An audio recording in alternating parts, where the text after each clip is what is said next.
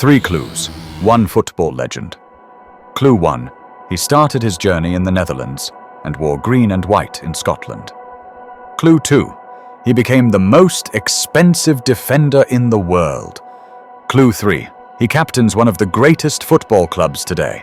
This man almost died at 20. Doctors said he would never play football again. 5 years later, he became a Ballon d'Or contender, and nobody really knows the full story, but today you will.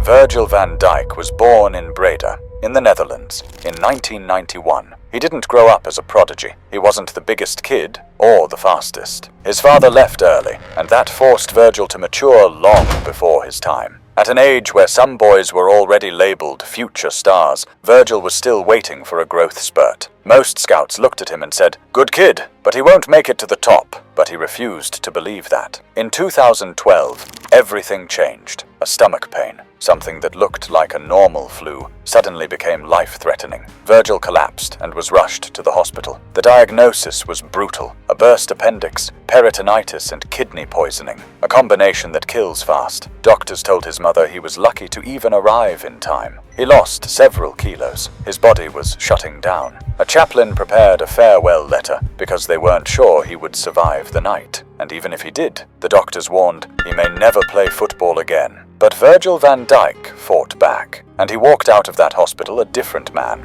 After recovering, he realized he had to leave home to rebuild himself. Nobody believed in him in the Netherlands, so he left for Celtic. It wasn't a glamorous move, and not a transfer that made headlines, but it was the place where his game evolved. At Celtic, everything finally clicked. His technique, his calmness, his physical power, they all came together. He dominated games, and for the first time in his life, people asked, "Who is this defender?" In 2015, he took the next step, the Premier League with Southampton. The English media laughed. "He plays in Scotland. He won't survive the Premier League." Virgil didn't argue. He let the pitch speak for him. His presence in England was immediate. Aerial dominance, passing range, total calm under pressure. He wasn't just defending, he was controlling games. Then came 2018. Liverpool paid £75 million for him, a world record fee for a defender. People mocked the transfer. 75 million for a centre-back? But Jurgen Klopp wasn't guessing.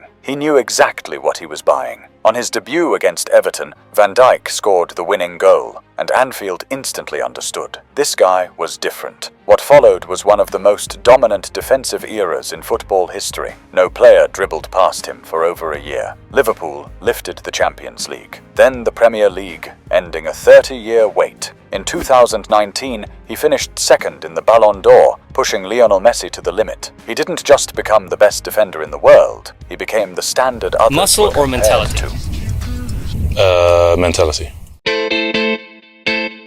Then came the injury. Jordan Pickford's reckless challenge tore his ACL. For 6 weeks, he couldn't even put weight on his leg. He later said it was the hardest moment of his career. But champions are never defined by their highlights. They're defined by how they rise. And Virgil rose again. When Jordan Henderson left, Van Dijk became Liverpool's captain. Not because he shouts, not because he demands attention, but because every player, young or experienced, trusts him. He leads with calmness. He leads with presence. He leads because he knows what it means to fight for something. From almost dying in a hospital bed at 20 to becoming one of the greatest defenders the Premier League has ever seen. From doubt to dominance. From silence to legacy. Virgil van Dijk, the captain born from a miracle.